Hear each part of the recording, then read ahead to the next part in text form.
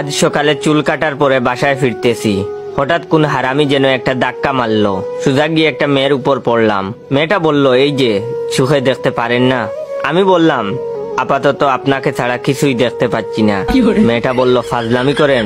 আমি বললাম, আপনি আমার বউ না বেআইন লাগেন যে আপনার সাথে ফাজলামি করব? মেয়েটা বলল, স্টুপিড একটা। আমি বললাম, আমার মাও তাই বলে।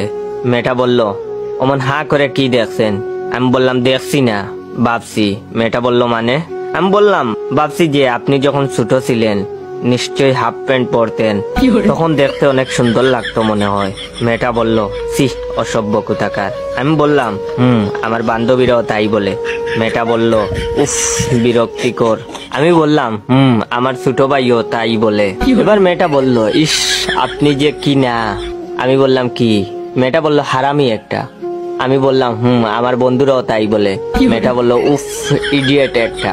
আমি বললাম, আমার স্কুলের ম্যাডামও তাই বলে। মেয়েটা বলল, ফালতু। আমি বললাম, জানি তো, অনেকেই বলে। মেয়েটা বলল, আপনাকে এসব কথা যে বলি আপনার গায়ে লাগে না? আমি বললাম, না, শুনতে শুনতে অভ্যাস হয়ে গেছে। মেয়েটা বলল, ইস, আচ্ছা, আপনাকে মানুষ বলেনি এমন কোনো কথা আছে? আমি বললাম, হ্যাঁ, আছে তো। মেয়েটা বলল, কি সেটা? আমি বললাম, আমাকে আজ পর্যন্ত কেউ বলেনি যে তুমি খুব ভালো। এবার মেয়েটা বলল, ও আচ্ছা, তাহলে আমিই বলছি, ভাইয়া আপনি খুব ভালো। কথাটা বলার সাথে সাথে মেয়েটার গালে তাস কইরা একটা থাপ্পড় মারলাম আর বললাম, হারামজাদি, আমি যদি ভালো ছেলেই হয়ে থাকি তাহলে হুদাই এতক্ষণ বকা দিলি কেন? মেয়েটা আর কিছু বলল না, চুপচাপ বেক্কেলের মতো দাঁড়িয়ে বেহুশ হয়ে গেল। তখন আমি তার পার্সটা চেক করলাম, চেক করে দেখি অনেক টাকা। যেহেতু মেয়েটা আমাকে ভাইয়া বলেছে, তাহলে ওর পার্সেও আমার হক আছে। তাই আমি টাকাগুলো আমার পকেটে ঢুকিয়ে আস্তে আস্তে করে ভদ্র ছেলের মতো আমার বাসায় চলে আসলাম। বাইরে ঘুরতে গেছিলাম, হঠাৎ একটা মেয়ে কোথা থেকে এসে আমাকে বলল, এই যে শুনছেন, আপনাকে অনেকদিন ধরে একটা কথা বলবো ভাবছি। আমি বললাম, কি কথা? আমাকে চেনেন নাকি আপনি?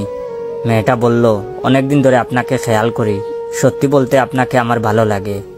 I love you. Please please please না করবেন না, তাহলে আমি মরে যাব। মেয়েটার মুখে কথাটা শুনে তো আমি অবাক। এত সুন্দর মেয়ে আমাকে আই লাভ ইউ বলেছে। আমার যে চেহারার ভিউ, মনে হয় কোনো মেয়ের গলায় নাইফ ধরেও বলবে না কোনোদিন আই লাভ ইউ। মেয়েরা আই লাভ ইউ বলা তো দূরের কথা, আমাকে পাত্তাও দেয় না, অথচ এই মেয়েটা আমাকে আই লাভ ইউ বলেছে। তাই আমিও সাথে সাথে রাজি হয়ে গেলাম। শুরু হলো আমাদের প্রেম। তখন মেয়েটা আমাকে বলল, ওয়েট, ভিডিওটা শেষ করার আগে আমার অরিজিনাল টিকটক অ্যাকাউন্ট বাইসা বনফায়ার আর ইউজার নেম ইওর জয় অ্যাকাউন্টটাকে ফলো দিয়ে রাখেন। আর ভাইয়ের আইডির রিচ ডাউন, তাই সবার সামনে ভিডিও যায় না। তাই একটু কষ্ট করে ভাইয়ের এই খারাপ সময় ভাইয়ের এই ভিডিওটা আপনার 15 জন বন্ধুকে শেয়ার করবেন। তখন মেয়েটা আমাকে বলল, বাবু চলো না ঘুরতে যাই। আমি বললাম, কোথায়? মেয়েটা বলল, নদীর পাড়ে। আমিও রাজি হয়ে গেলাম। নদীর পাড়ে দুজনে হাত ধরে হাঁটছি।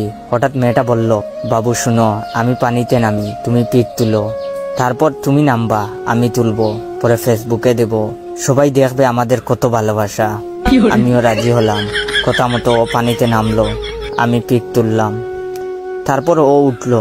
আমি পানিতে নামার আগে ওকে মানি ব্যাগ আর ফোনটা দিয়ে বললাম, রাখো এগুলো, পানিতে নামলে ভিজে যাবে। এই বলে ওকে পিক তুলতে দিয়ে পানিতে নেমেছি। তখন মেয়েটা ডাক দিয়ে বলল, বাবু ডুব দাও, দেখতে ভালো লাগবে। ওর কথায় দিলাম এক ডুব দিয়ে উপরে উঠে দেখি মেয়েটা নাই। আমার মানিব্যাগ আর মোবাইল নিয়ে পালিয়েছে শালি। আমাকে এভাবে ধোঁকা দিল। এক রাতে দুই মাতাল রাস্তা দিয়ে হাঁটছিল। কিছুক্ষণ যাওয়ার পর প্রথম মাতাল বলল, ওই যে বিল্ডিংটা দেখছিস, এটা কিন্তু আমার বিল্ডিং। চল এক কাজ করি, ওটাকে দুজন ঠেলে আমাদের বাড়ির কাছে নিয়ে যাই। তারপর দুজন গায়ের শার্ট খুলে রেখে বিল্ডিংটা ঠেলতে লাগলো। তখন পিছন থেকে এক চুরে তাদের শার্ট নিয়ে পালিয়ে গেল। কিছুক্ষণ পর দ্বিতীয় মাতাল বলল, আমরা বিল্ডিংটাকে ঠেলে অনেক দূরে নিয়ে এসেছি।